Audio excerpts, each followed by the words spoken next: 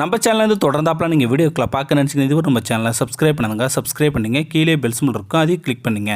சரி, வாங்க நம்ம வீடியோக்குள்ளே போகலாம். வணக்கம் நண்பர்களே. இன்று சென்னையிலிருந்து பல்லவனில் ஊருக்கு திரும்பி கொண்டிருந்தேன். டிக்கெட் பரிசோதகர் சோதனை செய்து கொண்டு வந்தபோது ஒரு பெண்மணி தனியாக வந்து அவரிடம் சிக்கினார். மாட்டிக்கொண்ட அந்த பெண் ஒரே அழுகை. ஆன்லைன் புக்கிங் செய்த அவருக்கு வெயிட்டிங் லிஸ்டில் தான் இருந்தது. கன்ஃபார்ம் ஆகவில்லை. அவரது கணவர் வண்டியில் ஏற்றி விட்டுவிட்டு வெயிட்டிங் லிஸ்ட்டை டிடிக்கு காண்பி, அவர் ஏதாவது டிக்கெட் அட்ஜஸ்ட் செய்து தருவார் என்று கூறி பணம் கூட எதுவும் தராமல் சென்று விட்டாராம். இன்று சனிக்கிழமை.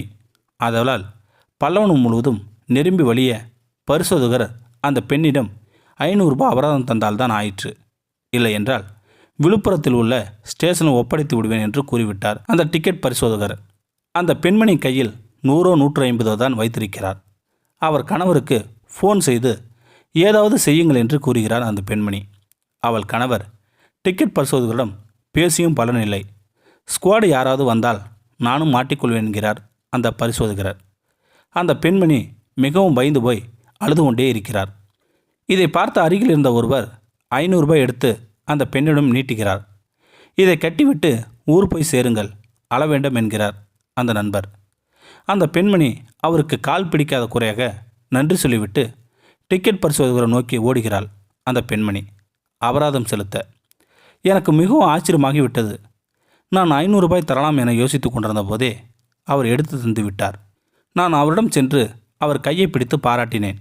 விசாரித்த போது அவர் இராணுவ வீரர் என்றும் விடுமுறைக்கு அரியலூர் பக்கம் சொந்த ஊருக்கு வந்ததாகவும் கூறினார். அவருக்கு ஒரு சல்யூட் அடித்துவிட்டு ஒரு செல்ஃபி எடுக்கலாமா என கேட்டேன் நான். ஆனால் அவர் மறுத்துவிட்டார். மீண்டும் ஒரு முறை அவரை பாராட்டினேன். அதற்குள் அவரது சக நண்பர்கள் அவரை சூழ்ந்து கொள்ள நானும் சீட்டுக்கு வந்துவிட்டேன். சற்று நேரம் கழித்து வந்த அந்த பெண்மணி அவரிடம் அந்த 500 ரூபாய் திருப்பி கொடுத்தாள். அவர் ஏன் அபராதம் கட்டவில்லை என விசாரிக்க போது அந்த பெண்மணி, இல்லை, டிக்கெட் பரிசோதகர் விருதாச்சலம் வரைதான் ஸ்குவாடு வர சான்சஸ் இருக்குது, இனி வர வாய்ப்பே இல்லை, எனவே அபராதம் வேண்டாம் என்று சொல்லிவிட்டதாக கூறினார் அந்த பெண்மணி. எங்கும் ஏமாற்றுபவர்கள் நிறைந்த இந்த காலத்தில் 500 ரூபாய் யோசிக்காமல் எடுத்து தந்த அந்த இராணுவ வீரர் ஒரு புறமும், அந்த பெண்மணி பரிதாப நிலை கண்டு அபராதம் தவிர்த்துவிட்ட டிக்கெட் பரிசோதகர் ஒரு புறமும், அபராதம் வேண்டாம் என்றவுடன் அந்த பணத்தை தானே வைத்து கொள்ளாமல் திரும்பி வந்து அழுகுடன் நன்றி கூறி திரும்பி தந்த அந்த பெண்ணும் ஒரு புறம் இருக்க, மனிதர்கள் இன்னும் இருக்கிறார்கள் என்றும் என்னை நெகிழ வைத்த தருணங்கள்.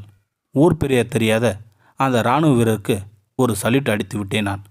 இந்த வீடியோ உங்களுக்கு பிடிச்சிருந்தா கமெண்ட் பாக்ஸில் கமெண்ட் பண்ணுங்கள், கூட உங்கள் ஃப்ரெண்ட்ஸுக்கு ஷேர் பண்ணுங்கள். இதுவரை நம்ம சேனலை சப்ஸ்கிரைப் பண்ணுங்கள். கீழே பெல் சிம்பல் இருக்கும், அதையும் கிளிக் பண்ணுங்கள். தேங்க்யூ ஃபார் வாட்சிங்.